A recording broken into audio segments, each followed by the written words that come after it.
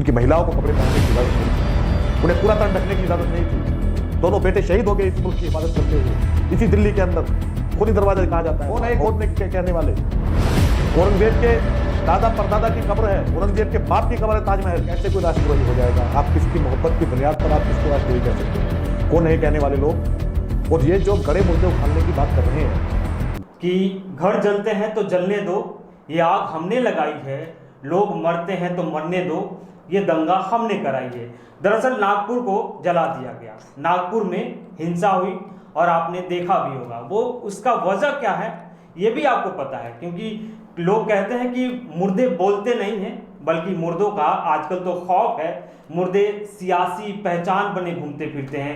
मुर्दों की वजह से किसी शहर में आग लगा दी जाती है। बात कर रहा हूं औरंगजेब की। लगभग 300 साल हो गए मरे हुए, लेकिन आज भी औरंगजेब जिंदा है।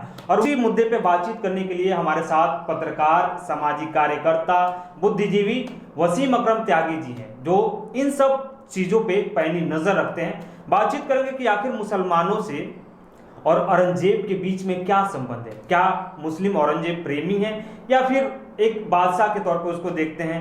खैर, शुरुआत यहीं से करते हैं। औरंगजेब का मुद्दा है और छावा फिल्म आई और उसके बाद से ये मुद्दा गर्म होता है। मुसलमानों को औरंगजेब से प्रेम है या सिर्फ एक बादशाह के तौर पे उसको देखते हैं? मुसलमानों को प्रेम भी हो सकता है, वो बादशाह के तौर पे उनको देखते हैं। और बादशाह के तौर पर देखते हैं क्योंकि इतिहास इसका गवाह है। इतिहास में दर्ज है कि औरंगजेब ने 49 साल भारत पर हुकूमत की है। 49 साल वो भारत के बादशाह रहे हैं। उनके जब हुकूमत थी उन्होंने की थी, तब भारत इस अखंड भारत बना। तो इसे इन ऐतिहासिक तथ्यों को आप कैसे मिटा सकते हैं? अब रही बात कि औरंगजेब से भारत का मुसलमान मोहब्बत करते हैं, देखते हैं, तो यकीनी करते होंगे, और करते हैं तो इसमें क्या गलत है? कहा जा रहा है कि जो लोग अगर औरंगजेब से मोहब्बत करते हैं वो तो राष्ट्रद्रोही हैं। और कैसे कोई राष्ट्रद्रोही हो जाएगा? आप किसकी मोहब्बत की बुनियाद पर आप किसको राष्ट्रद्रोही कह सकते हैं? कौन है कहने वाले लोग? और ये जो गड़े मुर्दे उखाड़ने की बात कर रहे हैं, गड़े मुर्दा उखाड़ना ही है ना, कब्र खोदने की बात करने, कब्र खोदने की बात जो की जा रही है। देखिए, कानून, इंटरनेशनल कानून क्या है, यूएन का जो चार्टर है वो क्या है, इसके अलावा फिर मुसलमानों का जो मजहब है इस्लाम, उसमें लाशों के साथ में किस तरह का बर्ताव करने के निर्देश हैं, दिशा निर्देश हैं, वो सब चीज़ें अपनी जगह। लेकिन ये जब हम देख रहे हैं कि जिस तरह से नारेबाजी सामने आ रही है, कब्र खोद देंगे, ये कर देंगे, वो कर देंगे। भाई, आप चाहते क्या हो इस मुल्क का? क्या करना चाहते हो? क्या क्या खोदोगे आप? खोदोगे क्या? फिर तो खंडर बना दोगे इस मुल्क को, खंडर ही बना देना चाहते हो आप। तो अगर औरंगजेब की अगर कब्र को खोद दिया जाए तो उसे क्या दिक्कत है आप? और औरंगजेब की कब्र को क्यों खोदा जाए? क्यों खोदा जाए कब्र को? किसी की भी कब्र को क्यों खोदा जाए? सवाल यह है कि किसी की भी कब्र को क्यों खोदा जाए? और कौन है खोदने के कहने वाले? औरंगजेब के दादा परदादा की कब्र है, औरंगजेब के बाप की कब्र है ताजमहल। उसमें से सैकड़ों करोड़ जो हर साल रेवेन्यू आता है भारत सरकार को, राजकोष में जमा होता है। शुरुआत करिए उसके बाप से। औरंगजेब के दादा की कब्र है, हुमायूं का मकबरा, खोदिए उसको। हर साल सैकड़ों साल का जो है रेवेन्यू आता है भारत सरकार को, सैकड़ों करोड़ जो है राजकोष में जमा होता है भारत सरकार के आकर के। देशी और विदेशी पर्यटकों के माध्यम से देखने के लिए आते हैं। खोदिए उसको। औरंगजेब का नंबर तो बाद में आएगा ना। औरंगजेब का पोता था बहादुर शाह जफर, जाकर के यंगून में दफन हो गया। मोदी ने जाकर के सर झुकाया। दोनों बेटे शहीद हो गए इस मुल्क की हिफाजत करते हुए। इसी दिल्ली के अंदर खूनी दरवाजा कहा जाता है वहां। और उसके बहादुर शाह जफर के दोनों बेटे शहीद करे गए वहां पर। और मोदी जाकर के शीश झुका रहा है वहां उस बहादुर शाह जफर की मजार पर, वहां पर म्यांमार में। आप ये दोहरी पॉलिसी अपनाएंगे? शुरुआत खोदनी है, कब्र खोदने की शुरुआत करनी है तो हुमायूं से शुरू करिए, बाबर से शुरू कीजिए, खोदिए कब्र। अरे बात और मतलब मीठा मीठा गप, कड़वा अच्छा कड़वा कड़वा झूठ, ये कैसे चलेगा? और क्यों? ये तो सच्चाई है कि औरंगजेब ने देश को लूटा है और अत्याचारी है। औरंगजेब ने देश को लूटा, समझ में नहीं आया वो लूट कर कहाँ ले गए इस देश को। ये जो बातें हैं, ये व्हाट्सएप यूनिवर्सिटी का फैलाया हुआ जो जहर है, ये वो है कि देश को लूटा। कहाँ ले गए लूट कर देश को?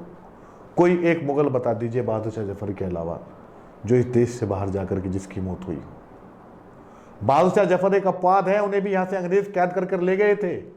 1857 की क्रांति जब फेल हो गई, क्रांतिकारी नाकाम हो गए, तो तब उन्हें कैद करके ले गए थे यहाँ से अंग्रेज, ले जाकर के यंगून में जो है कैद कर दिया जेल में, और वहीं पर उनका इंतकाल हुआ। ये अपवाद है। बाकी तमाम मुगल बादशाह यहीं पे पैदा हुए, अलावा बाबर के, उस यहीं पर जो है फिर वो दफन हुए। लूट कर ले गए, कहाँ लूट कर ले गए? उनकी कब्रों से हर साल सैकड़ों करोड़ रुपए आते हैं, हर साल। हुमायूं के मकबरे से आते हैं, ताजमहल से आते हैं, लाल किला से आते हैं, हर जगह से आते हैं, फतेहपुर सीकरी के किले से आते हैं। लोगों का नहीं कहना, मैं बताऊंगा। आप जिन लोगों की आप बात करें वो उन लोगों का ये कहना है, उन लोगों का बहुत कुछ कहना है, सिर्फ ये नहीं कहना। उन लोगों का ये कहना है कि हम इस देश को हिंदू राष्ट्र बनाएंगे। वे लोग कौन है? ये वही लोग हैं, ये वो लोग हैं। उन लोगों का ये कहना नहीं है कि इसी देश में, अगर शुरुआत कर रहे हैं इतिहास के गड़े मुर्दे उखाड़ने से, तो फिर करते हैं इसी देश में एक बहुत बड़ी आबादी है इंसानों की। उनकी महिलाओं को कपड़े पहनने की इजाजत नहीं थी, उन्हें पूरा तन ढकने की इजाजत नहीं थी। चुकाएंगे कर्ज उसका आप? इंसानों की एक बहुत बड़ी आबादी जिसके गले में बाल्टी डाली गई, जिसके कमर पे जो है झाड़ बांधी गई, ऐसा करने का निर्देश देने वाला, इस तरह के इंसानों को जानवरों से बदतर स्थिति में रखने के लिए मजबूर कर देने वाला कोई मुगल बादशाह नहीं था, कोई औरंगजेब नहीं था। करिए शुरुआत वहां से। कितना पीछे जाएंगे, कितना पीछे जाएंगे? कुत्ता पानी पी लेगा तालाब से, जानवर पानी पी लेगा तालाब से, इंसान पानी नहीं पी सकता तालाब से। ये इस देश में इंसानों की स्थिति थी। और ऐसा रहने के, सुनिए, ऐसा तो है पहले मुझे तलवार के बल पे, सुनिए, बताओ, आता हूं, उसी पे आता हूं, उसी पे आऊंगा। कुत्ता पानी पी सकता है तालाब से, कुत्ते को इजाजत है तालाब से पानी पीने की। जानवर को इजाजत है, गंदे से गंदे जानवर को इजाजत थी तालाब से पानी पीने की।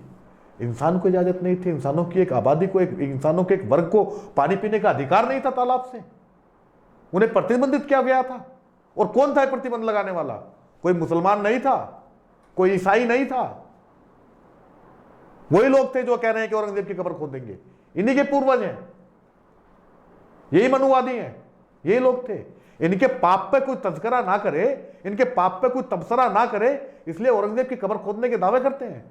एक करेक्टर, आपके पास में मीडिया है, ताकत है, सरकार है, आप कुछ भी नैरेटिव सेट कर सकते हैं।